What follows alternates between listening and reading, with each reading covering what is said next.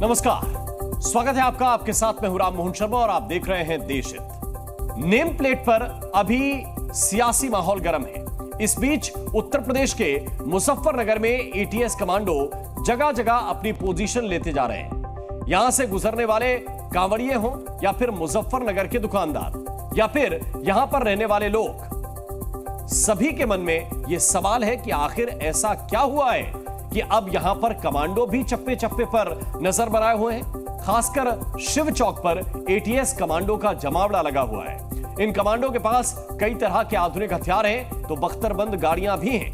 पूरे इलाके में अजीब सी शांति छाई हुई है। क्या है ये पूरा मामला, देखते हैं इस रिपोर्ट में।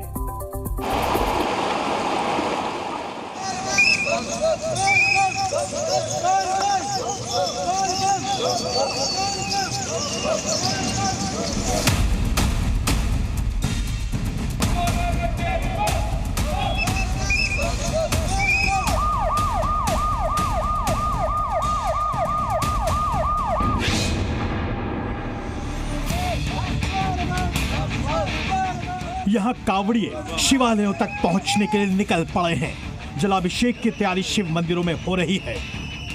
इस बीच मुजफ्फरनगर के शिव चौक पर एंटी टेररिस्ट स्क्वाड यानी एटीएस कमांडो भी पहुंच चुके हैं, हथियारों से लैस। बख्तरबंद गाड़ियों के साथ साथ महिला कमांडो भी चप्पे चप्पे पर नजर आ रही हैं, ताकि कोई भी आतंकवादी किसी भी तरह की हरकत ना कर सके। मुजफ्फरनगर में योगी सरकार के वरिष्ठ अधिकारी भी मौके पर पहुंचकर एटीएस कमांडो को एक एक बारीकी बता रहे हैं, ताकि इनकी मुस्तैदी सुरक्षा लिहाज से पूरी तरह से मजबूत रहे। किस तरह से मुजफ्फरनगर में एंटी टेररिस्ट स्क्वाड लगातार तैनात है और लोगों की सुरक्षा के लिए चाक चौबंद है, उसकी तस्वीर हम लोग आपको दिखाते हैं। आप देखिए, और जिस तरह से ये इनपुट मिला था कि आतंकियों के निशाने पर सांप्रदायिक सौहार्द बिगाड़ने के लिए लगातार यहाँ पर मुजफ्फरनगर में है, तो उसकी वजह से एटीएस की टीम लगातार यहाँ पर इस पूरे कांवड़ रूट पर तैनात है और लगातार इस पूरे कांवड़ रूट का दौरा कर रही थी। खुद यूपी के मुख्यमंत्री योगी आदित्यनाथ पहले ही साफ कर चुके हैं कि किसी भी हाल में कांवड़ यात्रा की सुरक्षा व्यवस्था में कोई कमी न रह जाए। आपको बता दें कि यहाँ आतंकवादी हमले की साजिश रचने वाले कांवड़ यात्रा पर बुरी नजर गड़ाए हुए हैं। प्रशासन के मुताबिक हरिद्वार के करीब 5 करोड़ कांवड़िए जल उठाते हैं।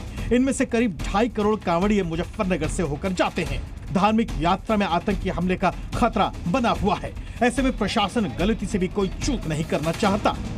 धार्मिक आयोजनों में कभी कभार टेरर थ्रेट्स भी रहते हैं, तो इसलिए आज एटीएस की कमांडो यूनिट वहां पर तैनात की गई है, जिससे एक अभेद्य सुरक्षा हम अपने कांवड़ के श्रद्धालुओं को प्रोवाइड कर सकें। स्थानीय खुफिया विभाग भी ड्रोन कैमरे से कांवड़ रूट की निगरानी कर रहा है। दरअसल यहाँ मुजफ्फरनगर के शिव चौक पर दिल्ली, हरियाणा, राजस्थान, पश्चिमी उत्तर प्रदेश समेत कई दूसरी जगहों से कांवड़िए इस पवित्र स्थल पर परिक्रमा करने आते हैं। जब रैपिड एक्शन फोर्स यहाँ पर शिव चौक के ऊपर डिप्लॉय हो चुकी है और सुरक्षा में कांवड़ियों के लग चुकी है। इस तरह की जो धार्मिक यात्राएं होती हैं वो कई ज्यादा प्रोन होती हैं आतंकी घटनाओं से। वैसे यहाँ से गुजरने वाले कांवड़िए इस सुरक्षा व्यवस्था से राहत महसूस कर रहे हैं, तो मुजफ्फरनगर में रहने वाले लोग भी अपनी प्रतिक्रिया कुछ यूं दे रहे हैं। हर चीज की सुविधा भी कर रखी है और साथ में सारा कंफर्टेबल भी हो रहा है। सुरक्षा व्यवस्था कैसी दिख रही है इस बार? एटीएस बहुत बढ़िया है योगी जी की तरफ से। हाँ, बहुत बढ़िया सुरक्षा है। इस वजह से एटीएस तक इस बार लगानी पड़ रही है। आपको मतलब क्या कारण दिख रहा है आपके साथ? सुरक्षा की मद्देनजर रखते हुए बस और कुछ नहीं, सेफ्टी के तौर पर। दरअसल दुकानों, रेहड़ियों पर नेम प्लेट विवाद और मस्जिद में पर्दा लगाने फिर हटाने वाली घटना के बाद कुछ माहौल में बदलाव जैसा भी दिख रहा है। दूसरी ओर आतंकवादी अक्सर देश के भीतर दहशत फैलाने की मंशा से हमेशा ताक में रहते हैं। मुजफ्फरनगर से शिवांक मिश्रा के साथ ब्यूरो रिपोर्ट, जी मीडिया। तो एक तरफ कांवड़ियों की सुरक्षा के लिए कमांडो तक सुरक्षा व्यवस्था में जुटे हुए हैं, तो वहीं दूसरी ओर पिछले 2 दिनों में कांवड़ियों के हंगामे की 2 ऐसी तस्वीरें सामने आई हैं जिसमें कांवड़िए बेहद गुस्से में नजर आए और कारों में तोड़फोड़ मचाए हुए हैं। पहली तस्वीर आज की है जब मुरादनगर में कांवड़ियों ने बवाल शुरू कर दिया।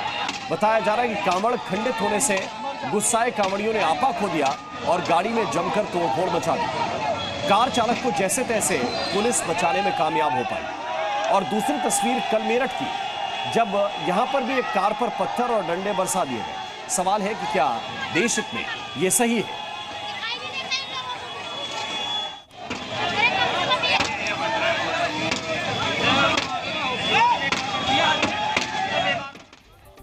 और देश हित में अब आपसे एक सवाल, फर्जी जन्म प्रमाण पत्र की जरूरत किसे पड़ती होगी?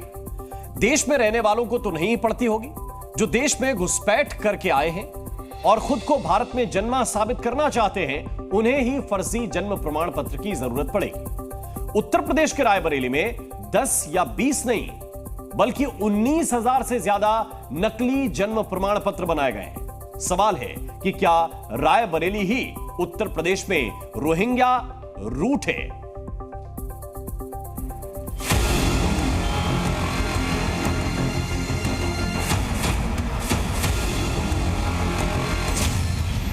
रायबरेली में घुसपैठी आ गए हैं।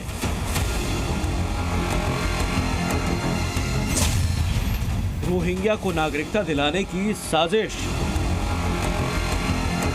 क्या उत्तर प्रदेश में रोहिंग्या की घुसपैठ गांव की ओर हो रही है? क्या यूपी के गांव में रोहिंग्या को नागरिकता दिलाने वाले गैंग एक्टिव हैं? ये सवाल इसलिए क्योंकि यूपी के रायबरेली में एक ऐसा काम हुआ है जो राष्ट्रीय सुरक्षा पर बड़ा खतरा है। रायबरेली के सलोन तहसील में पिछले कुछ वक्त से नकली जन्म प्रमाण पत्र बनाने का खेल चल रहा था, जिसका खुलासा होने के बाद यूपी एटीएस ने इस मामले की जांच शुरू कर दी। जांच के दौरान इस फर्जीवाड़े के पीछे 3 चेहरे सामने आए। पहला ग्राम विकास अधिकारी विजय सिंह यादव और दूसरा सहज जनसेवा केंद्र चलाने वाला जीशान खान और तीसरा जीशान खान और विजय सिंह का सहयोगी। आरोपी जीशान खान ग्राम विकास अधिकारी विजय सिंह यादव और उनका सहयोगी जेल में बंद है। दोनों ने नकली प्रमाण पत्र बनवाकर लाखों करोड़ रुपए कमा लिए हैं।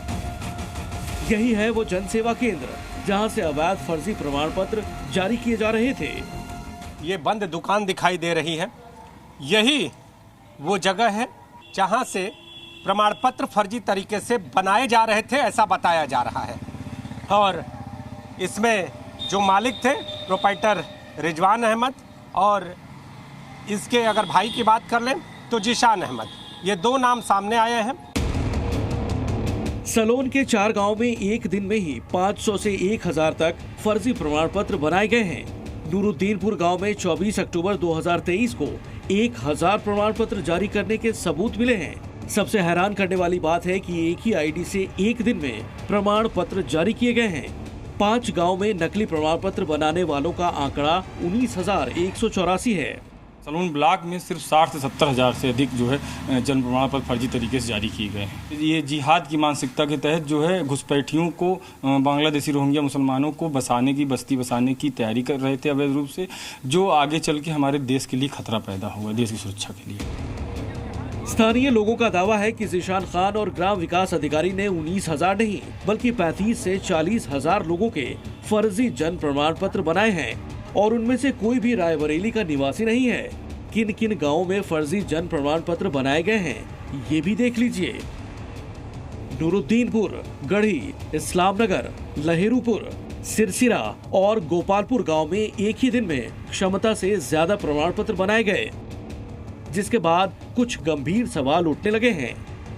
क्या फर्जी प्रमाण पत्र बांग्लादेशी घुसपैठियों के बनाए गए हैं? क्या हजारों की संख्या में फर्जी प्रमाण पत्र रोहिंग्या मुसलमानों के बनाए गए हैं? क्या देश विरोधी गतिविधियों में शामिल लोगों के फर्जी जन्म प्रमाण पत्र बनाए गए? रायबरेली के बीजेपी विधायक के मुताबिक केरल के पीएफआई संगठन के सदस्य का जन्म प्रमाण पत्र भी सलोन तहसील के पालही गाँव का था। ये संज्ञान में आया कि लगभग 800 समथिंग प्रमाण पत्र सही पाए गए, बाकी सारे फर्जी हैं, जिनमें अधिकतर शायद बांग्लादेशी और रोहिंग्यास के बने हुए हैं जो गैर प्रांतीय हैं और हमारे देश के बाहर के लोग हैं। तो इसमें कहने में कोई शक नहीं होता है कि ऐसे लोग हिंदुस्तान को खोखला करने के लिए यहाँ पे ऐसी अनैतिक गतिविधियाँ चला रहे हैं। रायबरेली में कहां और कितने लोगों के फर्जी जन्म प्रमाण पत्र बनाए गए और उसका इस्तेमाल देश में किन किन जगहों पर किया जा चुका है या फिर किया जा सकता है, इसकी पूरी तहकीकात की जरूरत है। और ऐसा रायबरेली के अलावा और किन किन शहरों और राज्यों में हो रहा है, इसकी पड़ताल की भी जरूरत है।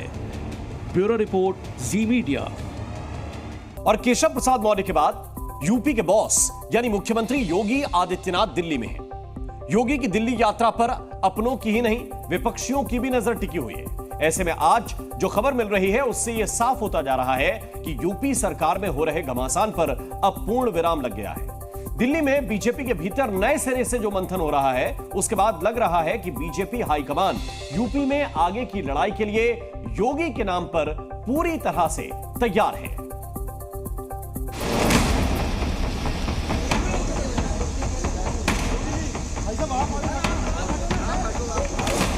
यूपी के मुख्यमंत्री योगी आदित्यनाथ दिल्ली में डेरा जमाए हुए हैं। लखनऊ से दिल्ली आते आते योगी आदित्यनाथ को लेकर फिजा बदलती जा रही है।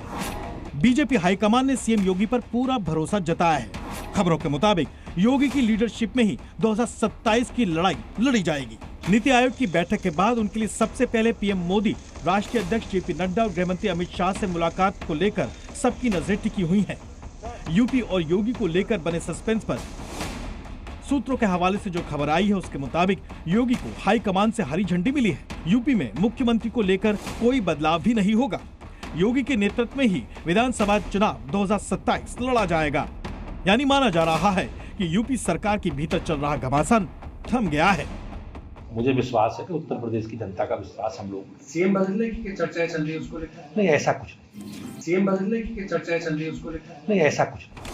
वैसे इसके संकेत पहले ही मिलने शुरू हो गए थे। इससे पहले सीएम योगी ने शुक्रवार को वरिष्ठ बीजेपी नेता बीएल संतोष के साथ भी बैठक की थी। बीएल संतोष और सीएम योगी के बीच यूपी सदन में करीब 1.5 घंटे तक बैठक हुई। इस बैठक में यूपी की 10 सीटों पर होने वाले उपचुनाव को लेकर चर्चा हुई। आपको बता दें कि दिल्ली आने से पहले मुख्यमंत्री ने 2024 के लोकसभा चुनाव के नतीजों के बाद यूपी के जनप्रतिनिधियों के साथ 20 दिन की समीक्षा रिपोर्ट बनाई थी और अब दिल्ली में सीएम योगी बीजेपी अध्यक्ष जेपी नड्डा को समीक्षा रिपोर्ट सौंप सकते हैं। इस रिपोर्ट में 20 दिन तक विधायकों से मंथन, मंडलवार विधायकों से मुलाकात, बीजेपी सांसदों के साथ मीटिंग, जनप्रतिनिधियों से मिला फीडबैक, शिकायतों पर कार्रवाई का भरोसा, लापरवाह अधिकारियों पर एक्शन और लोकसभा चुनाव का एनालिसिस शामिल है। वैसे बीजेपी के भीतर हो रहे मंथन पर विपक्ष भी कटाक्ष कर रहा है। जाहिर है पिक्चर अभी बाकी है क्योंकि सियासत अभी जारी है। ब्यूरो रिपोर्ट, जी मीडिया। और उत्तर प्रदेश की राजधानी लखनऊ के बंथरा में 21 जुलाई को ऋत्विक पांडे की हत्या हुई थी, लेकिन तब से अब तक सियासत जारी है।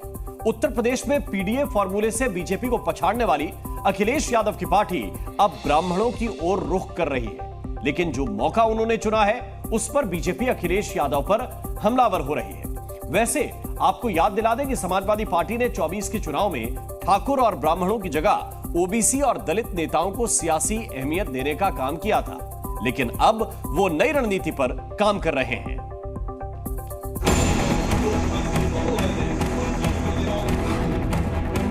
अखिलेश यादव एक बार फिर दलित, पिछड़ों और अल्पसंख्यकों की राजनीति के बाद ब्राह्मणों की ओर बढ़ते दिख रहे हैं। दरअसल लखनऊ के ऋत्विक पांडे हत्याकांड पर सियासत गर्माती जा रही है। पीडीए फॉर्मूले पर अयोध्या से लेकर अलग अलग जगहों पर समाजवादी पार्टी ने जीत का परचम इस बार लोकसभा चुनाव में लहराया था। अखिलेश का पीडीए कार्ड जमकर चला, खूब चला, लेकिन अब अखिलेश यादव की नजर यूपी के ब्राह्मणों की ओर दिख रही है। ब्राह्मण समाज के संगठनों के प्रदर्शन के बाद अब राजनीतिक दल ऋत्विक हत्याकांड के जरिए योगी सरकार को घेरने में जुटे हैं। अखिलेश यादव अपने कई नेताओं को ऋत्विक पांडे के घर सांत्वना देने के लिए भेज रहे हैं। समाजवादी पार्टी का ब्राह्मण डेलीगेशन ऋत्विक पांडे के घर जाएगा और उनके परिवार को सांत्वना देगा। इसी के साथ प्रदेश भर के ब्राह्मणों को ये मैसेज भी दिया जाएगा कि समाजवादी पार्टी ही ब्राह्मणों की असली हितैषी है और इस सरकार में ब्राह्मणों को प्रताड़ित किया जा रहा है। आपको बता दें कि समाजवादी पार्टी के प्रतिनिधिमंडल में जिन नेताओं को शामिल किया गया है उनमें प्रदेश के पूर्व कैबिनेट मंत्री अभिषेक मिश्रा, पूजा शुक्ला, संतोष पांडे और कौस्तुभ तिवारी समेत कई नेता शामिल हैं। दर्द इस बात का है कि कार्रवाई पुलिस नहीं कर रही है। जिस लेवल की कार्रवाई होनी चाहिए, जिस त्वरिता से होनी चाहिए, जिस स्पीड से होनी चाहिए, कोई कार्रवाई पुलिस ने नहीं की है। पूरी तरीके से सिस्टम का ब्रेकडाउन हो गया है और मुझे लगता है उत्तर प्रदेश में सरकार नाम की चीज बची नहीं। लेकिन अब बीजेपी समाजवादी पार्टी पर इस मामले को लेकर हमलावर हो गई है। बीजेपी विधायक और पूर्व ईडी अधिकारी राजेश्वर सिंह ने कहा कि अखिलेश यादव आपके राज में उत्तर प्रदेश को हत्या एवं लूट के लिए जाना जाता था। हर दिन औसतन 13 हत्याएं होती थीं। 5 साल में 25,000 हत्याएं हुई हैं। सरकार माफिया चलाते थे। हत्या के मामले में यूपी पूरे देश में नंबर 1 था। एक तरफ वो कहते हैं कि हम पिछड़ों दलितों के नेता हैं वोट लेने के लिए, एक तरफ वो अगर घटना हो गई है तो वहाँ कहते हैं कि ब्राह्मणों का दल जाएगा। मुझे लगता है अखिलेश यादव दिग्भ्रमित हैं। आपको याद दिलाने की 21 जुलाई को बिजली विवाद में ऋत्विक पांडे की हत्या कर दी गई थी, जिसके बाद आरोपियों की गिरफ्तारी को लेकर ब्राह्मण समाज के लोगों ने जोरदार प्रदर्शन किया था।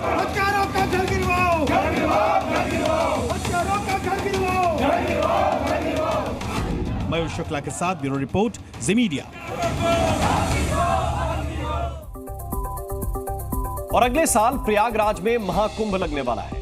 महाकुंभ की तैयारियां शुरू कर दी गई हैं और इसी के तहत संगम किनारे हनुमान मंदिर कॉरिडोर भी बनाया जाएगा।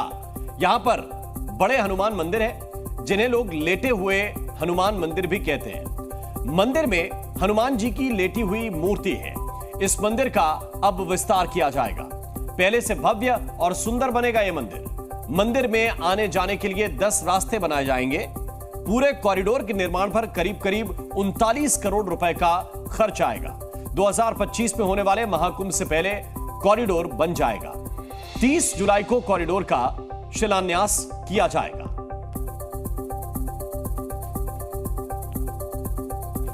और उत्तर प्रदेश में लोकसभा चुनाव में हार पर बीजेपी ने जितनी भी समीक्षा रिपोर्ट जारी की, उन सब में एक बात तो कॉमन थी कि अधिकारी ना तो जनता की सुन रहे हैं, ना ही नेताओं की बात सुन रहे हैं। और इसीलिए अब मुख्यमंत्री योगी आदित्यनाथ ने पुलिस प्रशासन से लेकर अफसरों तक पर नकेल कसनी शुरू कर दी है। योगी सरकार अपने अधिकारियों की लापरवाही पर नजर रखने के लिए तीसरी आंख का सहारा ले रही है। सरकारी दफ्तरों में लापरवाही नहीं चलेगी। सरकारी अफसरों पर योगी की तीसरी नजर। अब यूपी के सरकारी दफ्तरों में किसी भी तरह की लापरवाही योगी आदित्यनाथ बर्दाश्त नहीं करेंगे। अब लखनऊ से लेकर मंडल तक अफसरों की कर्मचारियों पर पूरी नजर है। सरकारी दफ्तरों में जन सुनवाई इसलिए की जाती है ताकि आम जनता अपनी परेशानी अफसरों को बता सके। लेकिन यूपी के संभल में जन सुनवाई के नाम पर सरकारी कर्मचारियों ने सिस्टम का मजाक बना दिया। जन सुनवाई के दौरान संभल के डीएम ने जूम ऐप पर अफसरों का रियलिटी चेक किया। डीएम ने हर विभाग के अधिकारियों से जूम मीटिंग की। जूम मीटिंग के दौरान 21 अफसर सरकारी दफ्तरों से गैर हाजिर रहे, जिसके बाद डीएम ने अफसरों को नोटिस भेजकर 3 दिन में जवाब मांगा है। संभल के डीएम राजेंद्र पेंसिया ने एक ऐसे डिपार्टमेंट में छापा मारा जो सीधे आम जनता से जुड़ा है। डीएम ने आरटीओ दफ्तर में पुलिस फोर्स के साथ रेड की। रेड का मकसद ये था कि आरटीओ किस कदर दलालों के चंगुल में फंसा है। डीएम और पुलिस फोर्स को देखने के बाद आरटीओ दफ्तर से कुछ दलाल भाग गए, जबकि कुछ दलाल पकड़े गए। ऑफिस का भी जो पूरा काम है वो ऑनलाइन हो चुका है, तो व्यक्ति स्वयं आए, स्वयं अपना काम कराएं, उन्हें किसी प्रकार की कोई समस्या नहीं होगी, क्योंकि सब चीजें रियल टाइम पे चल रही हैं, ऑनलाइन चल रही है। सिर्फ संभल ही नहीं, यूपी के कई और जिलों में अफसरों के खिलाफ एक्शन चल रहा है। पिछले दिनों बलिया में रिश्वतखोर पुलिस अफसरों पर नकेल कसी गई थी। ब्यूरो रिपोर्ट, जी मीडिया। और अशरफ की चक्की के आटे में जहर है। वो खुद इस जहर को तैयार करने में जरा भी नहीं हिचकता है। उसे इस बात की परवाह तक नहीं है कि ये देश हित के खिलाफ है। उसे तो बस मौत की रोटी बनवानी है। लेकिन उसके इस मंसूबे पर अलीगढ़ प्रशासन ने पानी फेर दिया है। आखिर क्या है ये पूरा मामला, देखिए इस एक्सक्लूसिव रिपोर्ट में।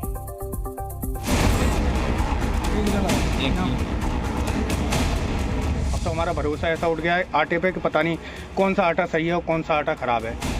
इन लोगों को अरशद का जानलेवा धोखा देखकर धक्का लगा है, क्योंकि इन्हें बिल्कुल यकीन नहीं हो रहा कि आखिर कोई रोटी बनाने में इस्तेमाल होने वाले आटे में भी जहर घोल सकता है।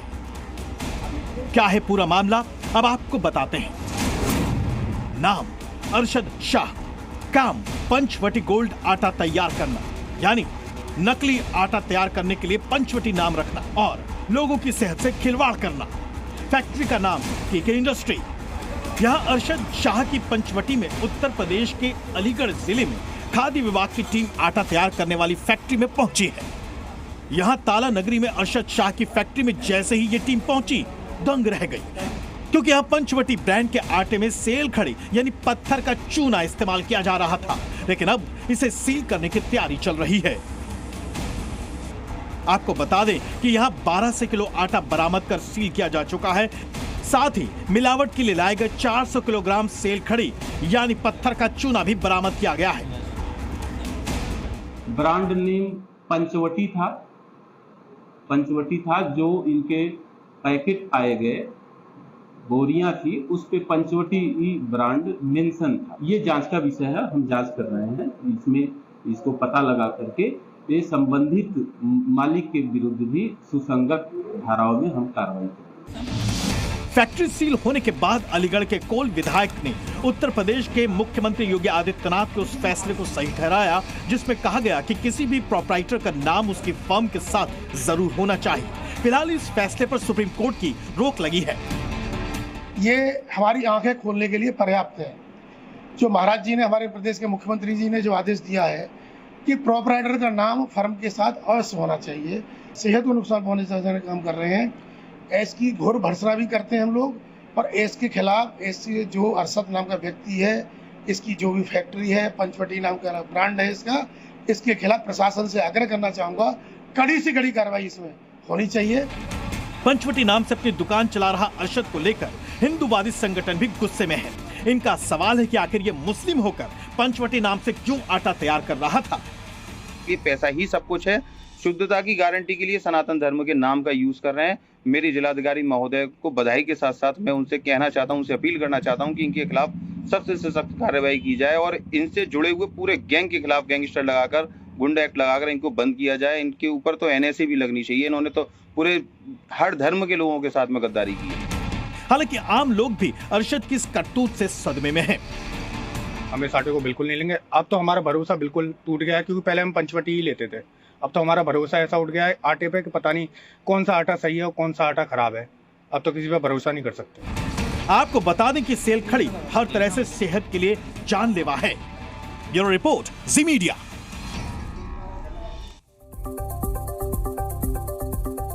और मोदी सरकार में माइक मुद्दा बन गया है। पहले राहुल और अब ममता बनर्जी दोनों ने माइक बंद करने पर सरकार को घेरा है। पश्चिम बंगाल की मुख्यमंत्री ममता बनर्जी ने आज नीति आयोग की बैठक बीच में ही छोड़ दी। उन्होंने आरोप लगाया कि उनका अपमान किया गया, उनकी आवाज को दबाने की कोशिश की गई। माइक बंद करने का सच क्या है, आपको दिखाते हैं इस रिपोर्ट में।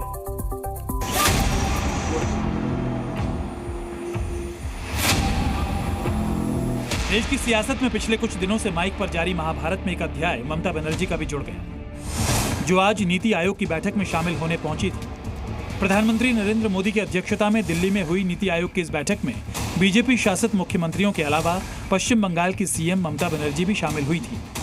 लेकिन बैठक के दौरान अचानक ऐसा कुछ हुआ कि ममता बनर्जी का गुस्सा 7वें आसमान पर पहुंच गया और वो बैठक को बीच में ही छोड़कर बाहर चली आई। ममता बनर्जी जब बाहर आई तो किसी को समझ नहीं आया कि आखिर हुआ क्या। आखिर ममता बनर्जी इतनी नाराज क्यों हो गई? आखिर ममता के साथ बैठक में ऐसा क्या हो गया कि ममता इतना तिलमिला गई?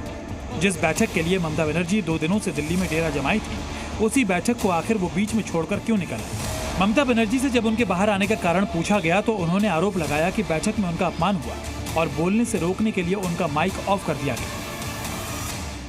बोलने चाहते थे दादा, वो बोलने के लिए वो 5 मिनट में स्टॉप कर दिया। जब हमारा से बहुत आगे जो बोला है 5 जन, और लोगों ने कोई 20 मिनट बोला, कोई 15 मिनट बोला, कोई 10 मिनट बोला। अपोजिशन से मैं एक ही लाया, लेकिन डॉक्टर 5 मिनट में स्टॉप कर दिया। This is insultation. Mamata Banerjee ने दावा किया कि उनसे पहले कुछ नेताओं ने 20 मिनट तक अपनी बात रखी और जब वो बोलने लगी तो सिर्फ 5 मिनट का ही उन्हें मौका मिला। ममता ने अपमान का आरोप लगाया तो इस पर सियासी घमासान भी तेज हो गया। गठबंधन के नेताओं ने एक बार फिर केंद्र को माइक के मुद्दे पर घेर लिया। ये तो प्रजातंत्र की हत्या है और इस बात को इंडिया गठबंधन ने पहले ही समझ लिया था, इसका बहिष्कार किया था और वही जो आशंका थी वही हुआ। ममता के अपमान के मुद्दे पर गरमाई सियासत को आरजेडी ने भी हवा दी। पटना से लालू की पार्टी ने नीति आयोग की बैठक पर ही सवाल उठा दिया। बंगाल की शेरनी है, अपमानित करोगे महिला को बर्दाश्त करेगा? नाइंसाफी भी करोगे? राज्य के साथ बैठक में बात भी नहीं रखने दोगे? तो फिर मुख्यमंत्री का मतलब क्या? नीति आयोग की बैठक का मतलब क्या? ये 2 व्यक्ति जो चाहे सो करे।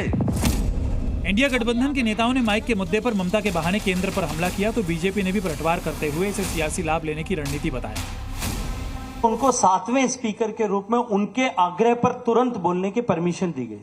मुझे लगता है कि किसी संवैधानिक पद पर रहते हुए इतना बड़ा झूठ बोल करके देश में किसी क्षेत्र विशेष में इस तरह से अपने राजनीतिक लाभ के लिए सनसनी पैदा करना इस 75 साल के लोकतांत्रिक भारत में अनुचित तो है ही, अस्वीकार्य भी है और निंदनीय भी है। वित्त मंत्री निर्मला सीतारमण ने भी ममता के आरोपों को सिरे से खारिज कर दिया। वित्त मंत्री ने दावा किया कि ममता का माइक बंद नहीं किया गया था और हर मुख्यमंत्री को बोलने का उचित समय दिया गया। Mamata Banerjee ji also speaking, but apparently she is now conveyed to the media or conveyed through the media that her mic was put off.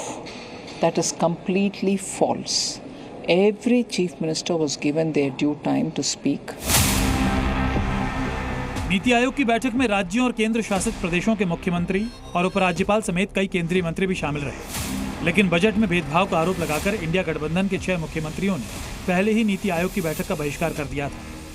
Tamil Nadu के मुख्यमंत्री स्टालिन साहब ने तो पहले कहा है कि हम नहीं जाएंगे, केजरीवाल साहब को जेल में डाला है, और भी मुख्यमंत्री हैं वो नहीं जाना चाहते, तेलंगाना के मुख्यमंत्री नहीं जाना चाहते, इसलिए कि नीति आयोग देश के विकास में समतोल नहीं रख रही है। आपने बजट में भी देखा है और नीति आयोग के कार्य में भी देखा है। ममता बनर्जी से पहले विपक्ष के कई नेता भी संसद में माइक बंद किए जाने का आरोप लगा चुके हैं, जिसमें राहुल गांधी भी शामिल हैं। राहुल आरोप लगा चुके हैं कि संसद में बोलने के दौरान उनका माइक कई बार बंद किया गया और उन्हें बोलने से रोका गया। अब ममता बनर्जी ने भी नीति आयोग की बैठक में अपने साथ ठीक यही होने का दावा किया और केंद्र पर विपक्ष की आवाज दबाने और उनका अपमान करने का आरोप लगाया। ब्यूरो रिपोर्ट, जी मीडिया। और टीएमसी से जुड़ा नेता अपनी ही पार्टी के लोगों के लिए दहशत बन चुका है। यह खबर हमने आपको दिखाई थी, लेकिन आज ममता बनर्जी की पार्टी से जुड़ा यह डॉन अवैध संपत्ति हड़पने के लिए माफियागिरी पर आ गया है। ममता बनर्जी ठीक वैसी ही कार्रवाई करने के मूड में है जैसे यूपी में माफियाओं के खिलाफ बुलडोजर बाबा की कार्रवाई होती रही है। बस अब इस डॉन की एक गलती का इंतजार है, इसके बाद दीदी बुलडोजर लेकर तैयार हैं।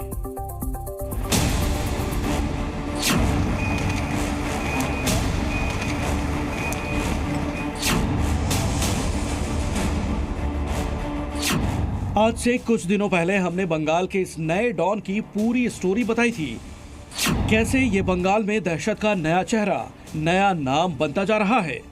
एक दूध बेचने वाला मामूली सा व्यक्ति अपराध की दुनिया में नए नए रिकॉर्ड बना रहा है।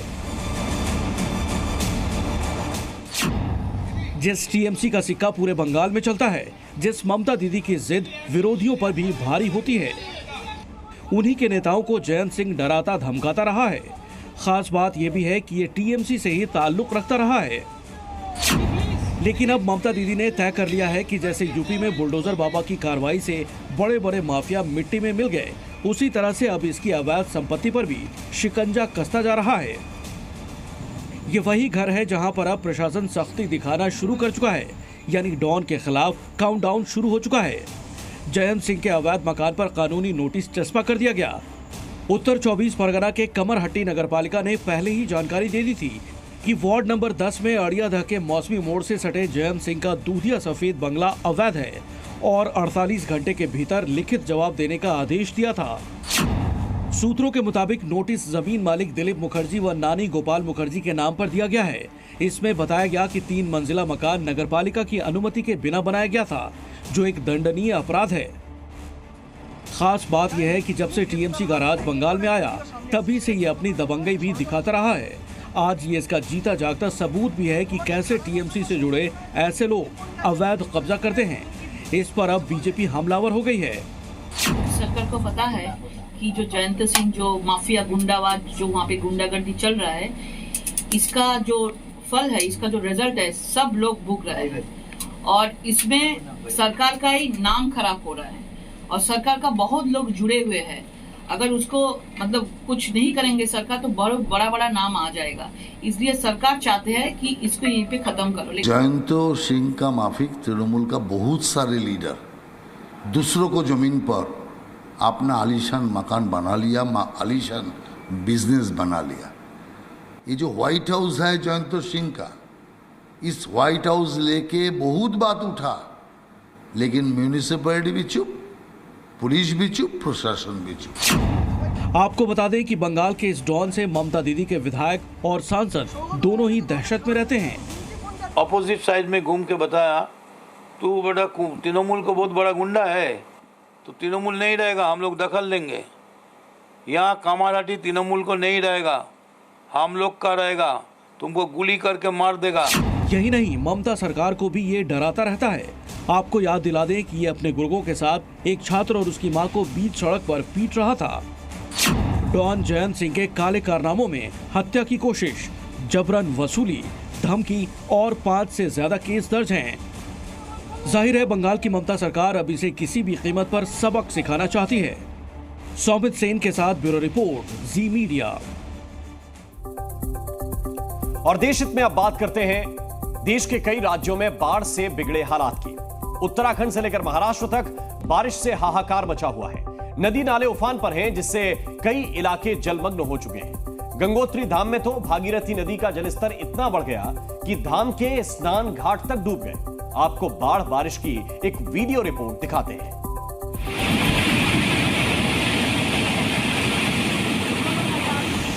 मेरा आगे भी जो सुन रहे हैं, आप सभी दोनों से निवेदन है, आप सभी भक्तों से निवेदन है, वहां खाली कर दें। कहीं दुकानें ताश के पत्तों की तरह ढहकर बह रही हैं, कहीं लैंडस्लाइड से हाहाकार मचा है।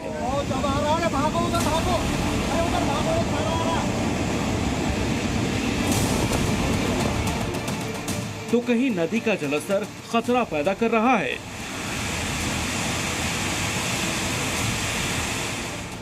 और कहीं पूरा का पूरा इलाका ही पानी में डूब चुका है। ऐसी तस्वीरें अलग अलग राज्यों से सामने आ रही हैं, जो बता रही हैं कि किस तरह आधा हिंदुस्तान जल अटैक से जूझ रहा है।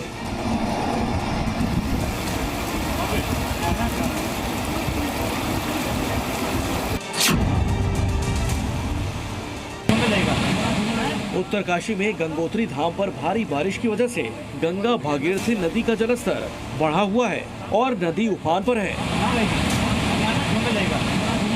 नदी का जलस्तर इतना ज्यादा बढ़ गया कि गंगोत्री धाम में घुस गया।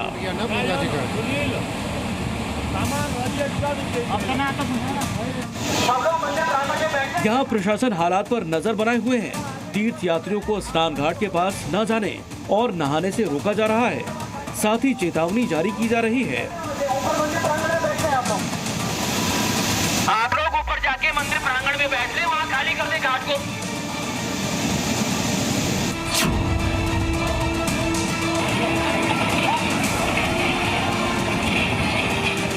सिर्फ 5 सेकंड में 4 दुकानें जमींदोज होकर नाले में बह गईं।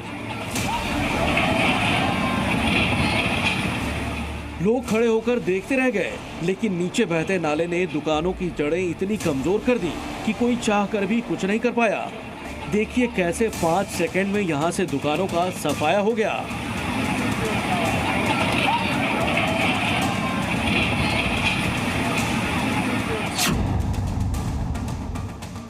इस प्रकार से पूरे गांव को दफन कर दिया इसने। लगातार हो रही बारिश से पहाड़ दरक रहे हैं। ऐसी ही घटना टिहरी के बूढ़ा केदार इलाके में हुई। तस्वीरों में आप देख सकते हैं कि कैसे पहाड़ का मलबा मकानों पर आकर गिरता है। इस हादसे में एक मां बेटी मलबे में दब गई थी, जिनकी मौत हो गई।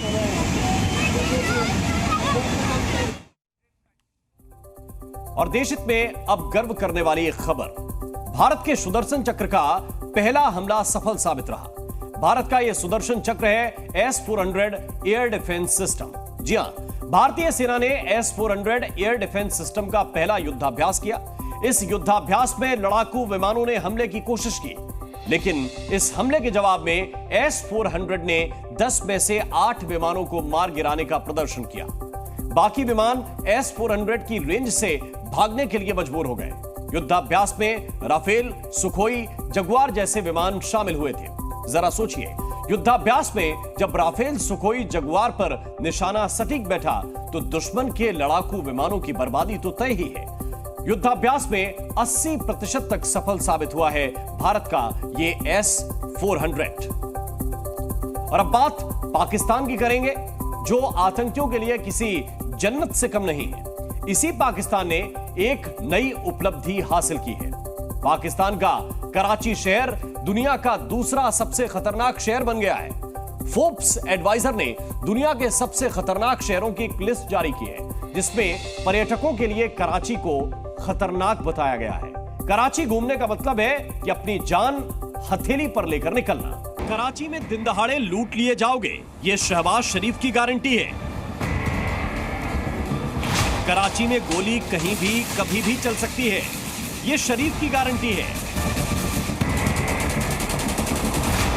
कराची में जिंदगी हर सेकंड दांव पर है, ये भी शहबाज की ही गारंटी है। और इसी गारंटी ने पाकिस्तान के कराची शहर को दुनिया का दूसरा सबसे खतरनाक शहर बना दिया है, जहां घूमने का मतलब है जिंदा लौटने की कोई गारंटी नहीं।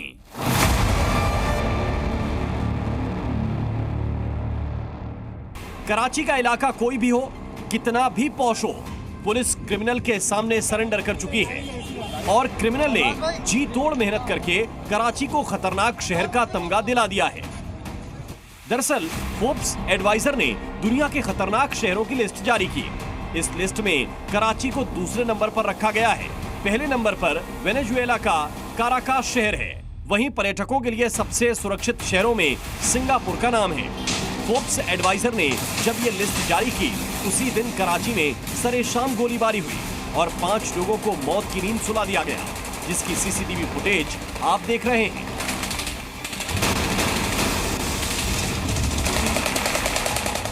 कराची में कोई भी सुरक्षित नहीं है, न पुलिस वाले न आम आदमी। हर किसी को जान हथेली पर लेकर निकलना पड़ता है। कारोबारी वर्ग डरा सहमा रहता है। फिरौती, किडनैपिंग, हत्या का खौफ सेकंड बना रहता है। आर्थिक संकट से जूझ रहा पाकिस्तान चाहता है कि विदेशी पर्यटक कराची घूमने आएं, लेकिन जैसे हालात बन गए हैं, कराची के बाशिंदे ही मुल्क छोड़कर भागने को बेताब हैं। कराची में बढ़ते क्राइम की वजह से विदेशी निवेशक ही नहीं, प्रवासी पाकिस्तानी भी निवेश से कदम पीछे खींच रहे हैं। पुरानी कहावत है, बदनाम होंगे तो क्या नाम ना होगा। पाकिस्तानी इसी बात से खुश हैं कि कम से कम वो किसी मामले में तो आगे निकले। लेकिन कराची दुनिया में क्राइम सिटी के नाम से कुख्यात क्यों हुआ, उसकी वजह भी जान लीजिए। जाहिर है कराची पुलिस इसी तरह सोती रही और क्रिमिनल ने थोड़ी मेहनत ज्यादा की तो अगले साल कराची पहले पायदान पर भी पहुंच सकता है। Bureau report, C media. और कराची दुनिया में क्राइम सिटी यूं ही नहीं बना है, इसकी वजह इस शहर में होने वाली आपराधिक वारदातें हैं। इसी साल जून महीने की अगर बात करें तो कराची में 150 गाड़ियां चोरी हुई या फिर हथियार के बल पर लूट ली गई। कराची में 3450 बाइक, स्कूटर चोरी हुए या फिर लूट लिए गए। मोबाइल स्नैचिंग की 1450 घटनाएं अलग अलग थानों में दर्ज कराई गई। कराची में एक्सटॉर्शन के 6 केस जून महीने में ही दर्ज किए गए। अगर वर्ष 2023 में कराची के क्राइम रिकॉर्ड की बात करें तो यहां 90,000 से ज्यादा आपराधिक केस दर्ज किए गए। कराची में अलग अलग घटनाओं में 411 लोगों की हत्या कर दी गई। लूट का विरोध करने पर 134 लोगों को मार दिया गया। 59,300 बाइक्स चोरी हुई या फिर छीन ली गई। 2300 से ज्यादा 4 व्हीलर चोरी कर लिए गए। कराची में 28,000 लोगों से वर्ष 2023 में फोन स्नैचिंग की घटनाएं सामने आई।